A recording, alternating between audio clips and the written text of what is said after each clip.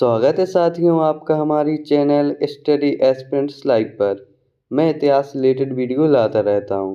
पिछले सेशन में हमने जैन धर्म से संबंधित टॉप 10 क्वेश्चन अटेम्प्ट किए थे। तो आज के इस सेशन में हम बौद्ध धर्म से संबंधित टॉप 10 क्वेश्चन अटेम्प्ट करेंगे। तो चलिए शुरू करते हैं। तो आज के इस सेशन का जो पहला क्वेश्चन है, महात्मा बुद्ध का जन्म कब हुआ था? ऑप्शन ए 588 ईसा पूर्व, ऑप्शन बी 540 ईसा पूर्व, ऑप्शन सी 563 ईसा पूर्व, ऑप्शन डी 553 ईसा पूर्व। तो इस क्वेश्चन का जो सही आंसर है वो है ऑप्शन सी 563 ईसा पूर्व। और मैं आपको बता दूं, जो जैन धर्म के संस्थापक थे महावीर स्वामी, उनका जो जन्म हुआ था वो 540 ईसा पूर्व में हुआ था। तो इसके बाद हमारा जो अगला क्वेश्चन है, महात्मा बुद्ध के गुरु कौन थे जिनसे सांख्य दर्शन की शिक्षा ली थी? Option A Jamali, option B अलारकराम, option C Kanad, option D Jaimini. तो इस क्वेश्चन का जो सही आंसर है वो है ऑप्शन बी अलारकराम। इसके बाद जो हमारा अगला क्वेश्चन है, महात्मा बुद्ध ने किस भाषा में उपदेश दिए थे? Option A Pali, option B Prakrit, option C Apabhramsha, option D Hindi. तो इस क्वेश्चन का जो सही आंसर है वो है ऑप्शन ए पाली भाषा। इसके बाद जो हमारा अगला क्वेश्चन है, बौद्ध धर्म में सम्मिलित होने वाली न्यूनतम आयु क्या है? ऑप्शन ए 18 वर्ष, ऑप्शन बी 17 वर्ष, ऑप्शन सी 16 वर्ष, ऑप्शन डी 15 वर्ष। तो इस क्वेश्चन का जो सही आंसर है वो है ऑप्शन डी 15 वर्ष। इसके बाद जो हमारा अगला क्वेश्चन है, बौद्ध धर्म में निर्वाण का चिन्ह क्या है? ऑप्शन ए पद चिन्ह, ऑप्शन बी स्तूप, ऑप्शन सी घोड़ा, ऑप्शन डी पीपल का पेड़।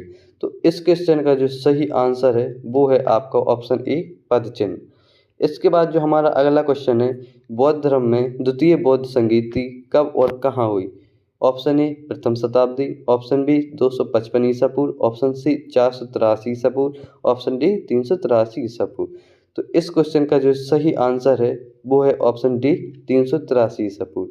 जो द्वितीय बौद्ध संगीति हुई थी वो 383 ईसा पूर्व में हुई थी, और जो प्रथम बौद्ध संगीति हुई थी वो 483 ईसा पूर्व में हुई थी, और जो तीसरी बौद्ध संगीति हुई थी वो 255 ईसा पूर्व में हुई थी, और जो चौथी बौद्ध संगीति हुई थी वो प्रथम शताब्दी में हुई थी। इसके बाद जो हमारा अगला क्वेश्चन है, महायान के ग्रंथ किस भाषा में लिखे गए हैं?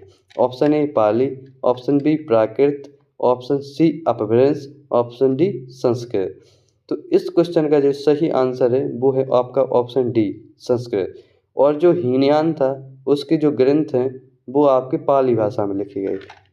इसके बाद जो हमारा अगला क्वेश्चन है, किस पटक में बौद्ध धर्म की दार्शनिक व्याख्याएं दी गई हैं?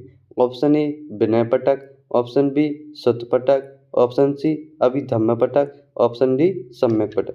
तो इस क्वेश्चन का जो सही आंसर है वो है आपका ऑप्शन सी अभिधम्म पटक। इसके बाद जो हमारा अगला क्वेश्चन है, कौन सा स्थान गौतम बुद्ध से संबंधित नहीं है? Option A Pawapuri, option B Sarnath, option C Bodhgaya, option D Kushinagar. तो इस क्वेश्चन का जो सही आंसर है वो है आपका ऑप्शन ए पावापुरी, क्योंकि जो सारनाथ है उसमें उन्होंने अपना पहला उपदेश दिया था, और जो बोधगया है वहाँ उनको ज्ञान प्राप्त हुआ था, और जो कुशीनगर है यहाँ पर इनकी मृत्यु हुई थी। तो ये आपका जो पावापुरी है इसका संबंध गौतम बुद्ध से नहीं है। इसके बाद जो हमारा अगला क्वेश्चन है, बौद्ध धर्म का संरक्षक कुषाण शासक कौन था? Option A Kanishka, option B Vikramaditya, option C Ashoka, option D Kautilya. तो इस क्वेश्चन का जो सही आंसर है वो है आपका ऑप्शन ए कनिष्क। इसके बाद आपका सेशन कंप्लीट हो जाता है। आगे के इस सेशन में हम महाजनपद काल पढ़ेंगे। ऐसे ही वीडियोज़ के लिए मुझे सब्सक्राइब करें और बेल आइकन को भी प्रेस कर लें।